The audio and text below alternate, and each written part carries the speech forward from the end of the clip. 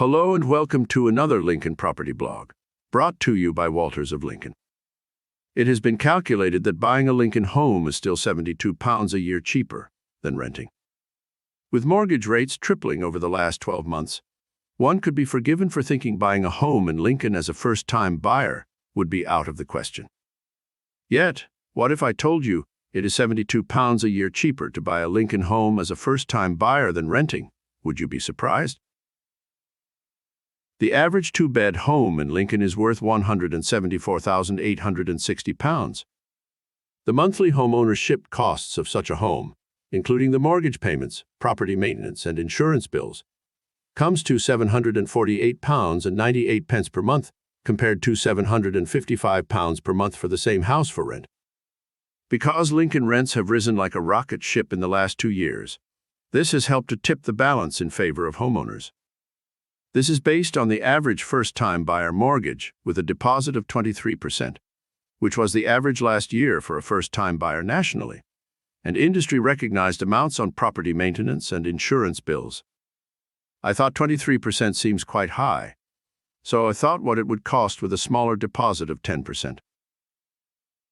But before I answer that, I believe the buy versus rent argument is more than a simple pound notes question. Let me expand. Renting a home in Lincoln has several advantages. Firstly, renting allows for short-term living arrangements, with tenancies often lasting just 6 months. This provides flexibility for those who want to try out a new location or property. Additionally, renters are not responsible for maintenance costs, including broken boilers, and may have the option to rent a furnished property. There are also lower upfront costs, as renters do not need to pay legal fees, maintenance costs, stamp duty, or a mortgage. However, there are also some disadvantages to renting. Tenants still face upfront costs, including a deposit and first month's rent, and landlords may increase rent. Renters also lack control over maintenance and may have to move if the landlord decides to sell the property. Additionally, they may have to battle landlords to receive their full deposit back. On the other hand, owning a home provides long-term security and the ability to decorate and control maintenance. Even though mortgage interest rates have more than tripled in the last 18 months, mortgages are currently still comparatively low compared to the long-term average. Let's not forget, homeowners can benefit from property price increases. However, saving for a deposit can be difficult, and homeowners are subject to the housing market and price fluctuations. They must also pay mortgage and legal fees and must foot the bill for repairs. Let's be frank, both renting and buying a home have advantages and disadvantages. Renting offers short-term flexibility and lower upfront costs, while owning provides long-term security and control over maintenance.